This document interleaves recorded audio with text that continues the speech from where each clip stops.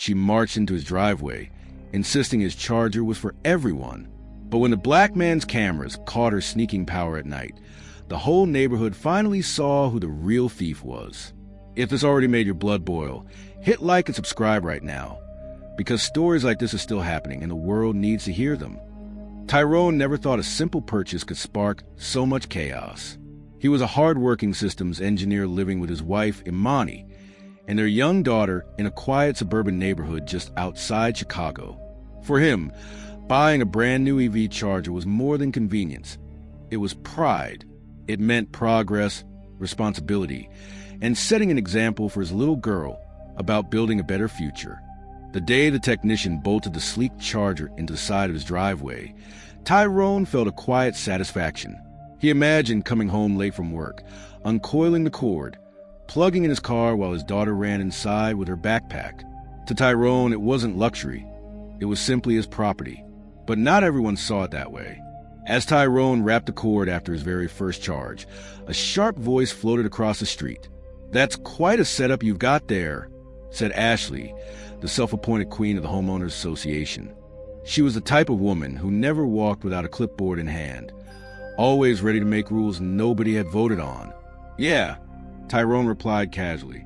"Makes things easier for us."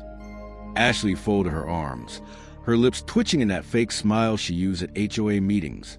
"You know, since it's right out by the sidewalk, people might assume it's for everyone. Technically, it's kind of community property now, don't you think?" Tyrone blinked, almost laughing. "Excuse me? Well, it's visible, accessible, out in the open," she continued, her tone dripping with authority. "In a neighborhood like ours, fairness matters. Some folks might feel excluded if only you benefit." Tyrone straightened, his jaw tightening. "With all due respect, Ashley, it's installed on my property. It runs off my meter. That means I'm paying for it. Nobody else is."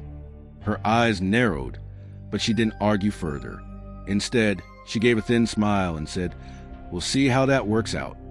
Then she turned on her heel and walked away, leaving Tyrone uneasy. He tried brushing it off, but Imani's warning echoed in his head later that night.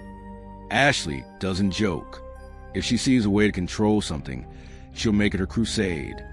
Tyrone didn't realize it yet, but the battle had just begun. The following weekend, Tyrone was finishing breakfast when a sharp knock rattled the front door. He opened it to find Ashley standing there, clipboard tucked under her arm, a smug smile on her face. "Morning, Tyrone," she said sweetly. "I've had a few residents express concern." Tyrone frowned. "Concern about what?" Ashley tilted her head toward the driveway. "Your Charger. People think it should be available for everyone. Since it's right there in plain view, it feels unfair that only one household benefits. I'm looking into whether HOA bylaws might cover this kind of situation." Tyrone leaned against the frame, crossing his arms. "Ashley, it's not a swimming pool. It's not a park bench. It's my Charger on my property, connected to my electric bill.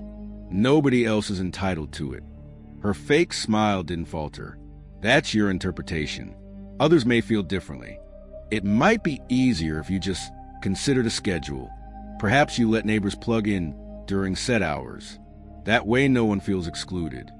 Imani stepped into the hallway, arms crossed. "A schedule? For something we paid for? Are you serious?" Ashley shrugged innocently. "It's about fairness. Shared responsibility builds community." Tyrone let out a laugh of disbelief. "Fairness? You want me to pay for my neighbor's electricity, too?" Her tone hardened. "You may regret being difficult about this." With that, she turned and marched down the walkway, clipboard scribbling notes as if the entire neighborhood were her personal kingdom. Tyrone shut the door, his pulse racing. "Unbelievable." Imani shook her head. "She's not done. This is how she works. Small digs, bigger claims. Then suddenly the whole street is talking." Tyrone tried to brush it off. "Let her talk. Facts are facts. It's ours." But Imani's warning stayed in his mind all day. Ashley had a reputation. She once tried to ban another neighbor's flower garden because the sunflowers grew taller than the fence. If she could turn that into a crusade, what would she do with something like his Charger? Later that afternoon, As Tyrone coiled the cord after charging his car, he noticed Ashley walking slowly on the sidewalk across the street. She wasn't even hiding it. She scribbled in her notebook while glancing directly at the charger. Every so often, she'd point and whisper to whoever was with her.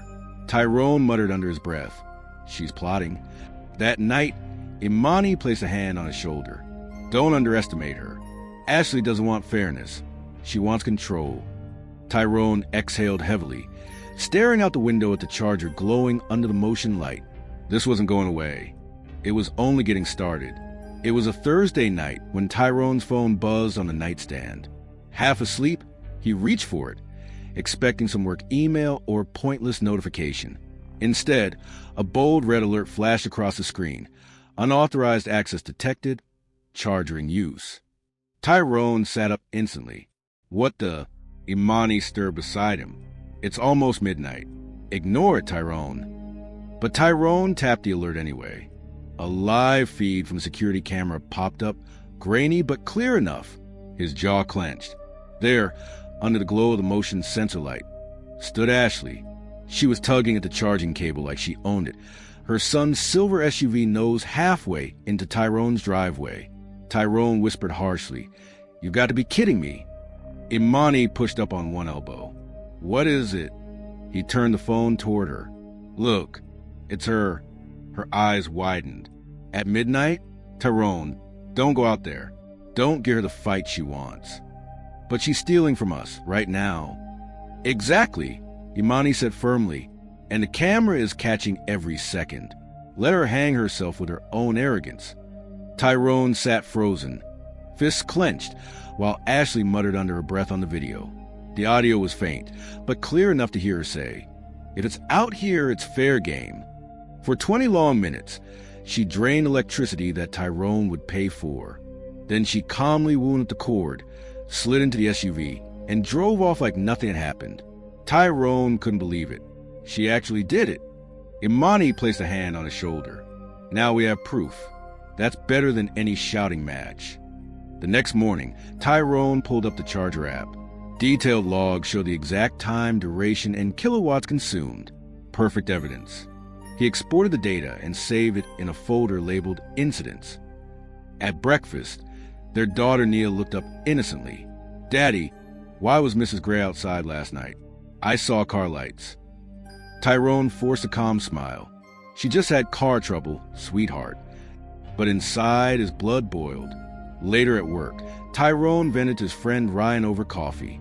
"What would you do if your neighbor just decided your property belonged to everyone?" Ryan raised his brows. "Depends. Are we talking about lawn chairs or something expensive?" "An EV charger," Tyrone replied flatly. Ryan whistled. "That's not small change. Man, you need to lock it down. Document everything. People like that only understand one thing: proof stacked against them." Tyrone nodded grimly. "That's exactly what I'm doing." That evening, as he parked his car and plugged it in, Ashley appeared on the sidewalk. She waved casually, as though nothing had happened. Tyrone stared back coldly, every muscle in his body screaming to confront her. But he remembered Imani's words, "Don't lose your cool. Let her keep digging her own grave." And so, he forced a calm smile, even as anger burned in his chest. Ashley had crossed a line, and this was only the beginning. If this happened right in front of you, what would you do? Tell me in the comments. I read every one. And if you want justice as much as I do, hit subscribe.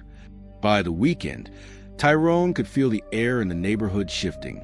What once felt like a friendly street now carried a strange tension. Conversations hushed when he walked past, and familiar smiles had turned into stiff nods. Ashley's whispers were already working. On Sunday morning, while Tyrone took out the trash, he overheard two neighbors near the mailboxes. "Ashley says he's being selfish," one woman whispered. "Imagine putting something in plain sight and refusing to share," another added. Tyrone gritted his teeth, dumping the trash bag harder than necessary. He wanted to shout across the street, "It's my electricity," but Imani's warning echoed again, "Don't give her ammo." That afternoon, their daughter Nia came bouncing into the kitchen, her crayons clutched in tiny fists. "Daddy," she asked innocently. Mrs. Gray said you don't like to share. She told me maybe when her son visits, we can use your charger for his car. Can we? Tyrone froze, his fork halfway to his mouth. Imani stiffened. Nia, sweetheart. Tyrone said carefully, sometimes grown-ups say things that aren't true. That charger belongs to us, just like your toys belong to you. Would you want someone taking your toys without asking? Nia shook her head quickly. No, that's mean. Exactly. So don't worry about what she said, okay? Nia nodded and skipped off, humming, but Tyrone felt the sting linger. Ashley wasn't just targeting him. She was trying to poison even his daughter's perspective. The following day, Tyrone noticed a new flyer taped to the community bulletin board near the mailboxes. In bold black letters it read, discussion topic, should EV chargers be considered community resources? At the bottom, submitted by Ashley. Tyrone ripped it down and crumpled in his fist, his pulse pounding. She wasn't just sneaking around anymore. She was building a case to turn the entire neighborhood against him. That evening, Imani caught him pacing. She's escalating, he muttered. First it was petty comments. Now it's propaganda. Imani sighed. That's what she does. She thrives on control. She wants everyone to see you as the villain so she can play the savior.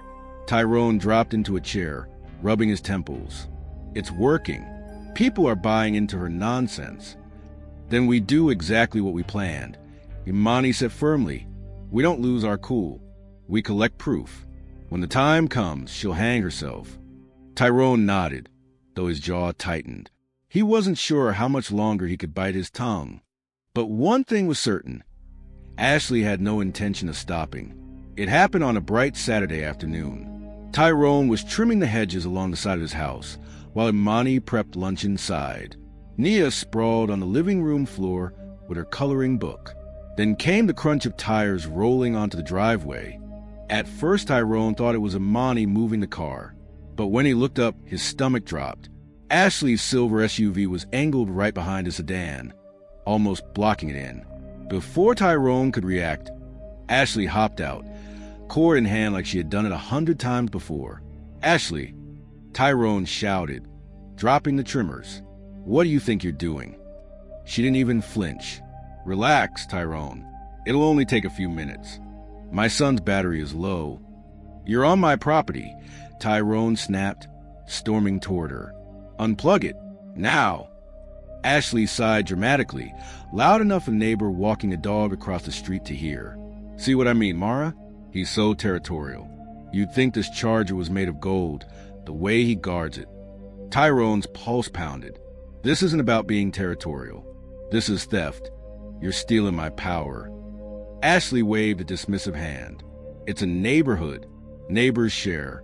You're acting like a gatekeeper.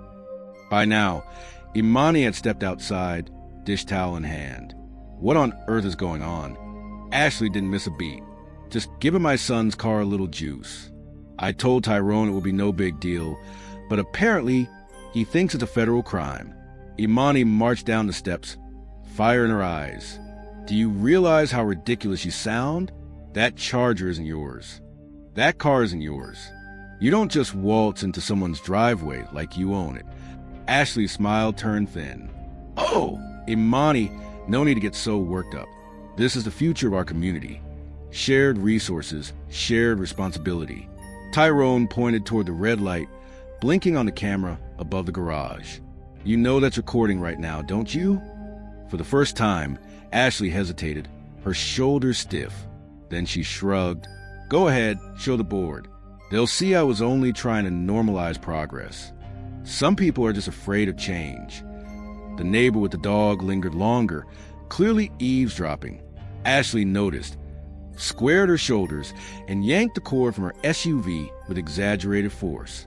This isn't over, she hissed, her eyes narrowing before she climbed back in the car and sped off. Tyrone exhaled, trying to steady his breathing. She just did that. In broad daylight, he muttered. Imani touched his arm. Good. Everyone saw it. The more she exposes herself, the less she can twist the story later. But Tyrone knew one thing. Ashley wasn't backing down. She was just getting bolder. The buzz around the neighborhood had reached boiling point by the time the HOA scheduled its next meeting. Usually, only a handful of residents showed up. This time, the parking lot outside the clubhouse was packed. Nearly every household had sent someone curious to see the drama unfold. Inside, rows of folding chairs filled quickly. Whispered conversations rippled through the room, Tyrone catching fragments like, "Selfish, charger, unfair." Ashley's narrative had clearly taken root.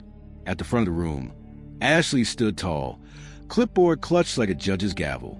Her voice rang out as soon as the meeting started. "Neighbors, thank you for coming. Tonight, we need to address a pressing issue of fairness and community spirit. Specifically, the electric vehicle charger installed at the Johnson residence." A murmur swept across the crowd. Some heads turned toward Tyrone, others avoided eye contact. Ashley continued, her tone dripping with authority. "The charger is in plain sight, accessible, and yet only one family benefits. This creates division. We must decide whether it should be available for community use, at least on a shared schedule." Several people nodded reluctantly. Others shifted uneasily. Ashley smiled, sensing momentum. But Tyrone was ready. He stood slowly, his voice calm but firm. "With respect, before we go further, I'd like to present something. Evidence." Ashley's smile flickered. "Evidence? Against what exactly?" Tyrone gestured toward the board secretary, handing over a small USB drive. "Against false claims that my property somehow belongs to the neighborhood." The projector screen flickered to life. The first clip appeared. Ashley at midnight, dragging the cord across Tyrone's driveway, muttering, "If it's out here, it's fair game." Gasps filled the room. A few neighbors whispered furiously. Ashley's face drained of color. That could be anyone." Tyrone didn't flinch. "Then let's check the next one." Another clip rolled. Ashley's SUV parked boldly in daylight, Tyrone confronting her while she insisted it was a community resource. Her voice rang clear through the speakers. "Neighbors share. You're just being territorial." This time, the crowd erupted with shocked murmurs. Tyrone held up a stack of papers. "And here are the charger logs. Each unauthorized session, time-stamped, matching the video footage. Kilowatts, minutes, everything. 3 separate incidents. Every second stolen from my meter." Silence fell. The tension in the room shifted like a tide. Neighbors who had whispered about Tyrone's selfishness were now staring at Ashley. Connor, one of the quieter neighbors, raised his hand from the back. "Ashley, you told me Tyrone was exaggerating. But I was there that day I saw you plug in. And now it's right here on video." Ashley's jaw tightened. She snapped back. "This is being twisted. I was only trying to demonstrate." "Demonstrate theft?" Imani cut in sharply from her seat. "Because that's what it looks like to the rest of us." The board president, Mr. Lang, cleared his throat, his voice heavy. "Ashley, this isn't an HOA matter. Trespassing onto private property and using someone else's electricity without consent. This falls under state law." Gasps again. Ashley slammed her clipboard onto the podium. "This is an attack. You're all ganging up on me. You'll regret humiliating me like this." Tyrone kept his composure. He looked around the room, his voice steady. "All I've done tonight is show the truth. The choice is yours, believe facts or believe lies." For the first time since this battle began, Ashley had no comeback, no clever spin, just silence, and a room full of eyes finally seeing her for who she really was. The board voted unanimously to dismiss her proposal. The charger would remain private property. No further discussion needed. And just like that, Ashley's power crumbled. The days after the HOA meeting felt strangely quiet. For weeks, Ashley's voice had dominated every corner of the neighborhood. But now, silence. Her SUV, once parked proudly at the curb, vanished for long stretches. The woman who never missed a chance to parade her clipboard had disappeared into the shadows.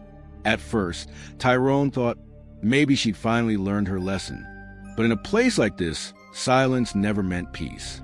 On Monday morning, as Tyrone grabbed a newspaper, 2 neighbors lingered near his driveway. Hunter and Brooke, who had once avoided his eyes, walked over sheepishly. "Tyrone!"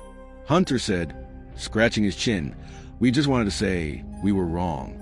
Ashley told us you were blowing things out of proportion. But after that meeting, we see the truth now." Tyrone nodded. "I don't blame you." She was convincing. But entitlement always unravels eventually. Not everyone admitted it so openly. Some neighbors still turn away in the grocery store. Others gave half-hearted waves. Ashley's poison had left cracks that would take time to heal. But the biggest shift came a week later. The HOA board called an emergency session. Ashley was stripped of her presidency, voted out unanimously. For someone who thrived on control, it was the ultimate humiliation. That evening, Tyrone watered his lawn when Connor walked by. He paused, guilt written across his face. "I owe you an apology," Connor said quietly. "I saw her that day in your driveway. I should have spoken up sooner. I didn't want to get dragged into it." Tyrone studied him for a moment, then gave a faint smile. "What matters is that you told the truth when it counted." Even Nia felt a shift. Coming home from a play date, she announced proudly, "Daddy, Mrs. Gray isn't the boss anymore." Everyone was talking about it. Tyrone knelt, ruffling her hair. "Remember what I told you? The truth always comes out." That's what happened here. Later, sitting on the porch with Imani, he let out a long breath. The charger was never really about electricity. Tyrone said, quietly, it was about boundaries, respect, and standing your ground. Imani nodded, handing him a mug of tea, and showing our daughter what strength looks like, calm, patient, and unshakable. Tyrone smiled faintly, watching porch lights flicker across the street as neighbors waved again. The storm had passed. Justice had spoken, and Ashley's downfall became the neighborhood's lesson. Entitlement crumbles, but truth endures. If you believe this should never happen again, share this now. And to my USA, UK, and Canadian viewers, your voice is power. Use it.